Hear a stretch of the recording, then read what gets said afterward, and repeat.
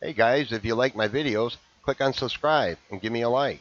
And don't forget the bell so you can get notified of new ones. Hey guys, how's it going? Dale here. Today I have a HP 15.6 inch laptop. It's going to be a short little video. I just want to show you how to open it up and get access to the hard drive and the other components inside. It works fine. It's pretty slow. I'm going to upgrade the hard drive to a 2.5 inch solid state SATA drive. I'm going to clone their existing drive onto the new drive, put it back in, but for the purposes of this video, I just want to show you how to open it up. You can go watch some of my other videos I have to show you how to do the cloning process. I got several different ways I do it, but again, for this video, I just want to show you how to open it up. Okay, so I'm going to start by removing all the screws. I normally take the screws out off camera. I don't want to bore you with that, but in this case, I guess I'm going to bore you. First screw I took out was this one right here. It removes your optical drive over here. You can get a hold of it and just gently slide it out.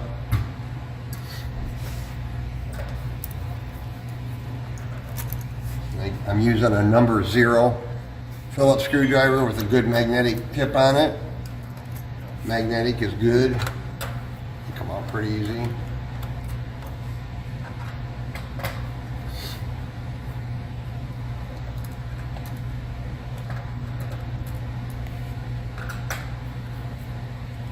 Been busy around here, so I just want to show you how to open this up. Do as quick as I can.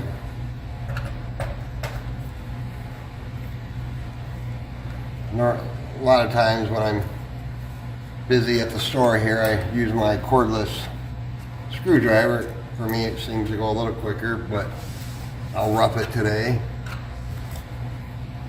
All right. On the back here, we're going to remove the battery by unlocking it. Just sliding it out, unlock it. And there's a couple screws under here as well. And all these screws are the same.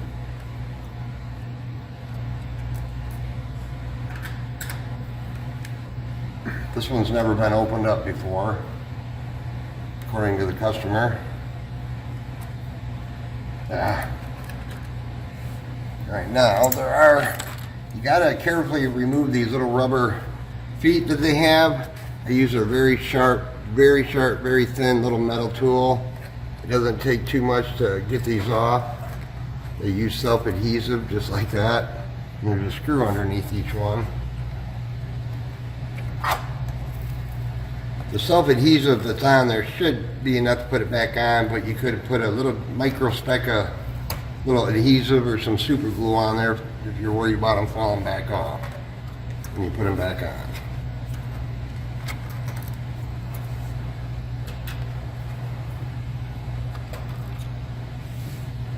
So we got these 4 out. Looks like we're good to go. So I'm going to turn it back over. We have the battery out. And I'm going to use a little plastic spudger tool. You can get these online. I'll put a link down below if you want to order a pack of them, or any it's something thin enough to get into this little seam along the top where the palm rest meets the bottom pan. There's a very tiny little seam in there, so I'm going to get my tool in there. It's kind of hard to see. Just kind of start along the edge here carefully. Just working around. Just kind of gently sliding it in there. It's not leaving any tool marks. I'll go over here and do the same thing. I can't remember. So many of these HPs are different. Alright, so I got it. Got a good start on it. Now I'm going to flip it back over. And sometimes they have screws over here on different models, but in this case they don't. Alright, that's broke loose, so that's good. Now we're just going to gently work. Oh, that's coming out pretty easy. That one came off pretty easy, guys.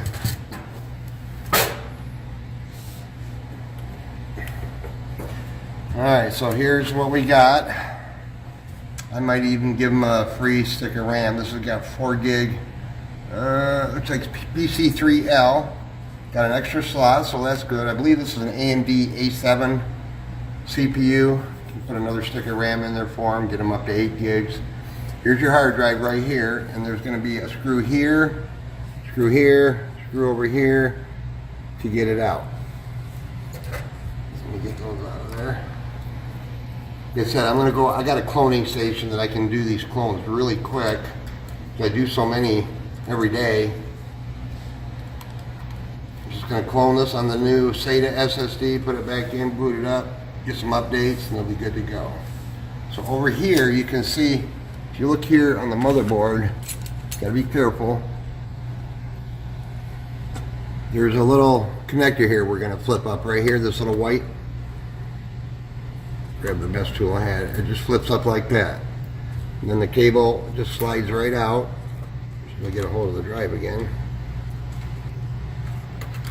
There, it just pulls right out. When you put it back in, you're just gonna line it up to this black mark right here when you slide it back in. And this disconnects right from the hard drive, just like that. So that's going to go back in just like that. Then we have to take it out of the cradle, of course. That's pretty straightforward. Just 4 screws, 2 on each side here to get it out. Just a second, guys. I'll be right back. Well, I think there it is. I'm going to cheat on this one. I'm going to use my #1 Phillips bit and my cordless here just to wrap these out of there real quick. Now these brackets, when you undo them, you can see the drive goes in here like that. So that's going to come out. You can just set it back in place like that, so you get it back in the right way without wasting a lot of time.